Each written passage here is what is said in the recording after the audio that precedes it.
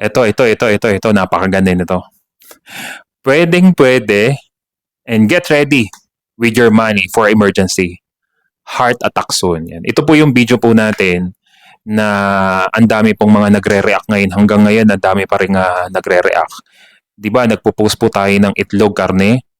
Before kasi hindi talaga ako pala post ng pagkain. Pero doon sa, kung makikita nyo po yung mga previous sa live ko sa 2024, talagang actual pinapakita ko na kinakain ko po talaga yung karne, humigop ng sabaw, nakaka-4-6 na balot ako sa live ko, yung nagla-live po tayo.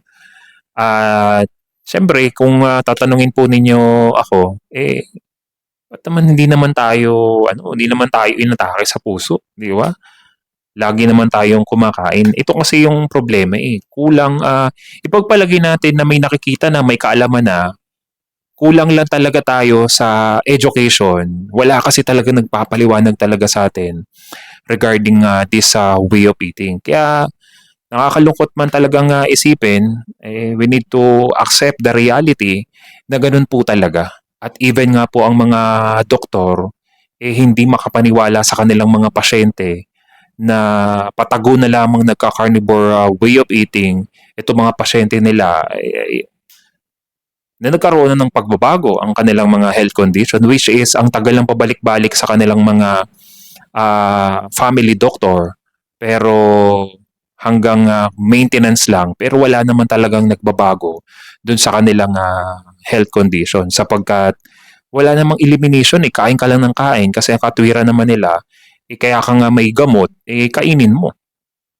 yung gusto mong kainin. Nandito tayo sa mundo to enjoy life, di ba?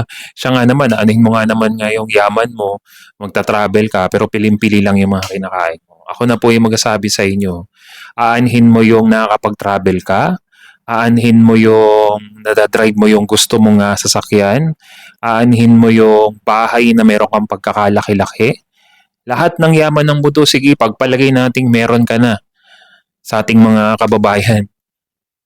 Kung may sore throat ka na, hindi ka na tapos may katar ka na, tapos taasan ng blood sugar mo, taasan ng BP mo, tapos tawag nito, ang tindi na ng uric mo, triglycerides, may enjoy mo pa ba naman yung buhay?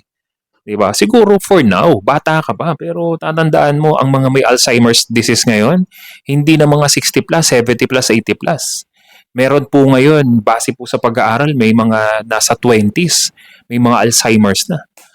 At ang tindi, 20s, 30s, 40s, pabata na ng pabata po ngayon ang mga nagkakaroon ng Alzheimer's sapagkat hindi na talaga nanonorish yung brain natin. Wala na talagang sustansya.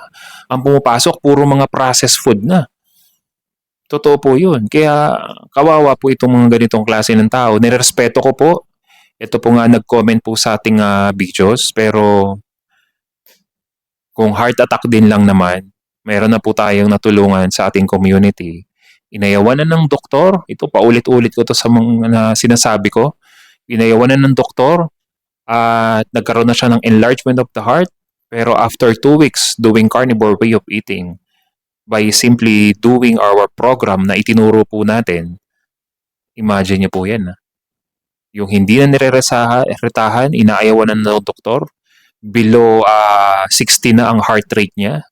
After 2 weeks, nag-normal ang heart rate, na dati pagkakalaki ng puso niya sa kanyang x-ray, ngayon nag-normal na, nakabalik na siya sa trabaho, nakakahinga na siya ng maayos. Parang walang nangyari.